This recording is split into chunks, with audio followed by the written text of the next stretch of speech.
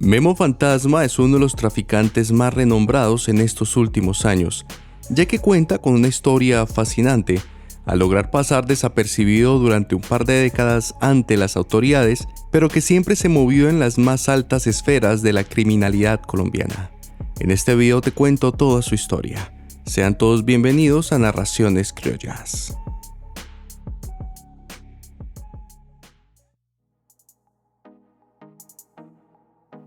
Guillermo Acevedo, alias Memo Fantasma, nació en Medellín en julio de 1971. Él era joven cuando comenzó su carrera criminal, yéndose a vivir a los Estados Unidos para ayudar a recibir cargamentos de droga con Fabio Ochoa Vasco, alias Kiko Pobre. En ese tiempo, Ochoa era uno de los principales encargados del cartel de Medellín, el cual se responsabilizaba de las operaciones en el país del norte. Se llegó a calcular que manejaba envíos de 6 u 8 toneladas de cocaína mensualmente. Allí, trabajando con Fabio, el joven Memo aprendió sus primeras lecciones como operador del cartel, además de que hizo valiosas conexiones en México, las cuales le serían de gran utilidad en el futuro. Para 1992, Escobar se encontraba recluido en la catedral. En ese tiempo, Pablo asesinó a los hermanos Galeano y Moncada, porque según él le traicionaron. Guillermo, en ese momento, ubicado en Norteamérica, recibió un gran cargamento de drogas. Él, al ser empleado directo de estos hombres liquidados por Pablo, no tenía ningún jefe que lo supervisara o que esperara un pago. Así que nuestro protagonista tomó la decisión de quedarse con el cargamento robándoselo a Escobar y lo vendió para tomar todas las ganancias, posicionándose así como un operador independiente. A finales del 95, Memo regresó a Colombia. Allí tomó contacto con Carlos Mario Aguilar, alias Rogelio, el hombre que llegaría a ser la mano derecha de Don Berna. Rogelio tuvo que cobrarle una deuda relacionada al tráfico a Guillermo, por lo que lo secuestró, pero poco tiempo después le liberó. A pesar de este amargo episodio, Acevedo generó una gran amistad con Carlos Mario, hasta el punto de que este último se convirtió en el padrino criminal de Memo. En Medellín, después de la caída de Pablo, Don Berna tomó el control total de Lampa en la capital antioqueña. Por esto ningún traficante podía operar allí sin pagarle cuotas a él. Al final Memo pasó a formar parte de esa élite criminal en Medellín, moviéndose con tan solo 24 años de edad en los círculos más altos del narcotráfico en Colombia.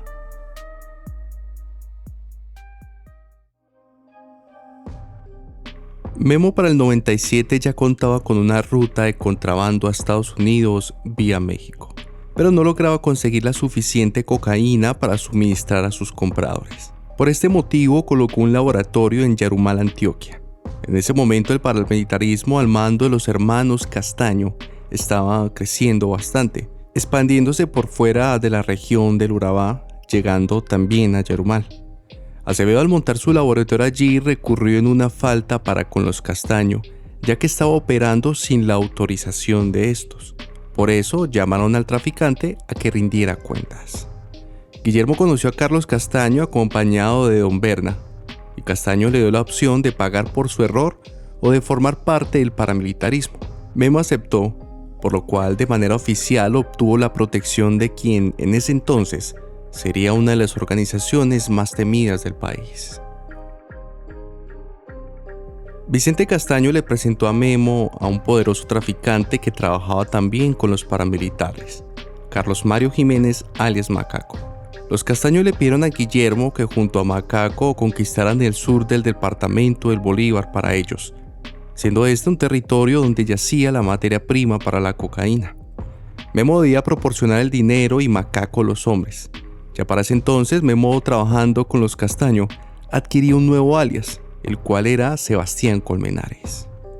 En esa época, el ejército paramilitar generó una temible campaña militar por toda Colombia, y Colmenares fue uno de los que financió dicho baño de sangre, fortaleciéndose a su vez en el mundo criminal.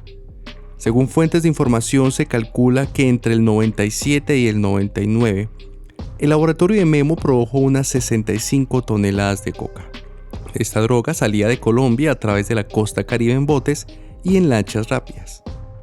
Entre el 2000 y el 2001, en otro laboratorio, fueron procesadas 78 toneladas de coca, de las cuales 50 pertenecían a Memo y a Macaco, las cuales en este caso salían por la costa pacífica. Para una idea en valor de estas cantidades, se estimó que en el 2000 un kilo de coca en Estados Unidos podía valer casi $30,000 al por mayor, significando que por esos años generaron casi $3,000 millones. Para el 2006, las AUC se desmovilizaron, estando entre ellos el temido Bloque Central Bolívar, del cual Memo hacía parte junto a Macaco. Pero Guillermo decidió no desmovilizarse junto a los paramilitares, ya que este no se sentía amenazado. De hecho, varias fuentes dijeron que él poseía muchas propiedades en Córdoba y en sus alrededores donde se presentaba como ganadero. Por orden de Macaco, los paramilitares del Bloque Central que atestiguaron para los tribunales de justicia y paz evitaron mencionar a Memo Fantasma o a Sebastián Colmenares. Se cree que alguna de las razones de esto era porque él manejaba todas las finanzas del bloque y cuidaba mucha parte de este dinero, así que no se arriesgarían a perder eso. Y por otro lado, Fantasma era conocido como alguien peligroso, que a su vez era amigo de Rogelio de la oficina de Envigado, el cual tenía bajo su mando a varios gatilleros de Medellín, además de tener a una buena parte de la policía en su nómina.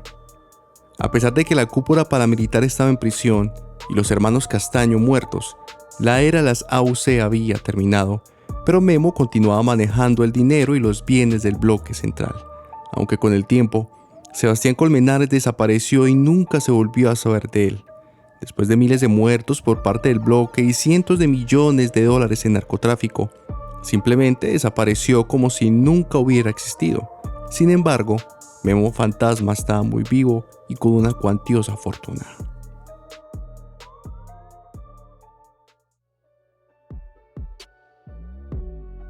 La desmovilización de las AUC no detuvo el flujo de cocaína que salía del país, demostrando que las operaciones de Memo continuaban intactas, conservando sus rutas a través de México.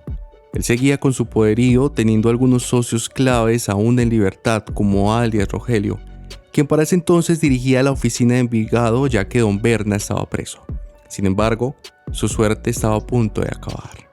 En mayo del 2008, 14 de los principales comandantes paramilitares fueron extraditados a Estados Unidos para enfrentar cargos de narcotráfico, estando entre ellos Don Berna, Macaco y alias Pablo Sevillano, quien en algún momento fue lugarteniente de Memo para sus operaciones en el tráfico en el Nariño.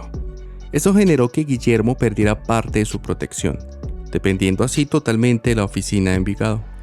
Aunque un par de meses después, en julio del año ya mencionado, Rogelio se entregó a las autoridades norteamericanas, dejando al Fantasma totalmente solo, que a pesar de que contaba con una gran fortuna, era vulnerable.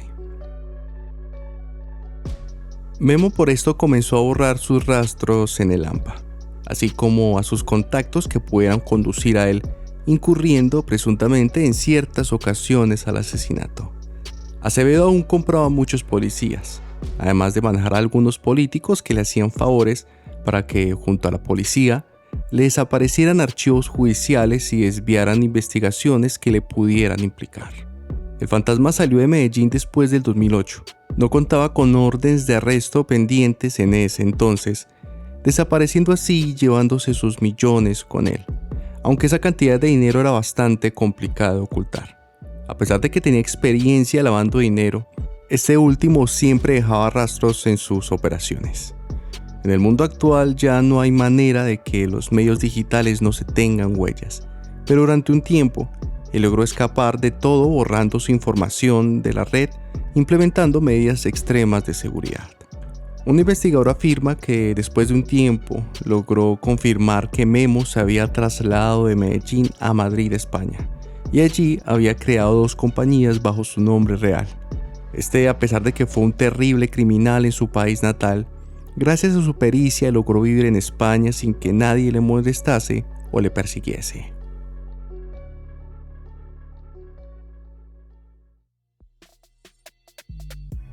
La policía en Colombia consideraba a Memo como un criminal de bajo nivel que no merecía atención de las agencias de seguridad. Sin embargo, en las pocas ocasiones en las que era mencionado, Fuentes del mundo criminal lo trataban como un capo de los más altos niveles, independientemente de lo que decía la policía. Los expedientes de Guillermo continuaron abiertos, a pesar de que la investigación estuvo inactiva durante años.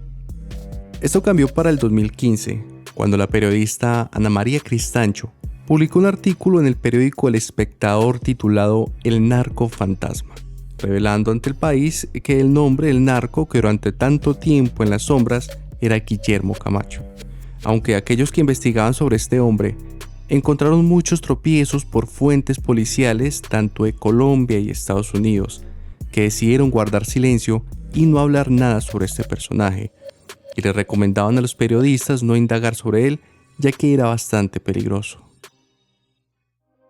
A pesar de todo el misterio que rodeaba a este hombre, por reportes periodísticos e investigaciones que se dieron en los siguientes años, Memo fue capturado el 25 de junio del 2021 por autoridades colombianas, en operativos realizados en Bogotá, Antioquia y Córdoba, donde aprehendieron también a otras 3 personas emparentadas con el presunto capo. Acevedo enfrentaría cargos de lavado de activos, concierto para delinquir agravado y enriquecimiento ilícito. Días después, en la audiencia de imputación de cargos, la fiscalía imputó formalmente los cargos ya mencionados a Memo, pero él no los aceptó. Tras estudiar las pruebas presentadas, el juzgado 54 de control de garantías acogió los argumentos de la fiscalía y envió a la cárcel a Guillermo, tras argumentar que para probar que él fue uno de los encargados de manejar la parte financiera del bloque Central Bolívar, la fiscalía había entregado una serie de testimonios de exparamilitares que rindieron su versión de los hechos. A Memo le fueron encontradas una de las mejores colecciones de vinos y licores de todo el mundo, además de obras de arte y todo tipo de excentricidades.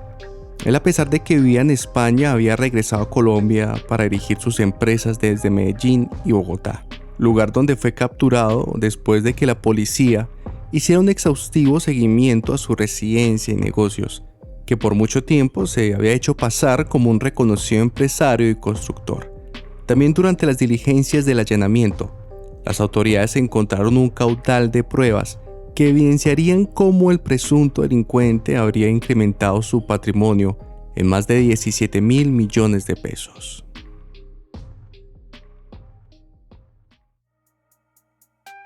Un año después, en agosto del 2022, Memo fue dejado en libertad por vencimiento de términos, luego de que pasaran 242 días desde la erradicación del escrito de acusación en su contra y no empezara el juicio. La jueza 40 de control de garantías ordenó la libertad del empresario, el cual se encontraba recluido en la cárcel Modelo de Bogotá desde julio del 2021. Él, a pesar de que está libre, no quiere decir que quedó exento de todo lo que se le acusa, ya que él continúa vinculado al proceso a través de la audiencia preparatoria. Guillermo en libertad está a la espera de que se arranque el juicio en su contra que se había programado para octubre del 2022, pero que al fin de cuentas no sucedió. La libertad se dio luego de que varias diligencias se aplazaran por motivos de fuerza mayor, pidiéndole a la fiscalía reprogramar audiencias si se dieran diferentes problemas con la agenda del juzgado, generando que se vencieran los tiempos para llevarlo a juicio con el investigado a la cárcel. Hoy en día, Memo Fantasma continúa libre sin saber en qué momento pueda retornar a la cárcel por todo lo que se le acusa. Este video fue basado en un reporte periodístico del portal Inside Crime del año 2020 sobre Memo Fantasma. Espero que te haya gustado el video. Recuerda dejarme tu like y tu comentario. Esto fue Narraciones Criollas.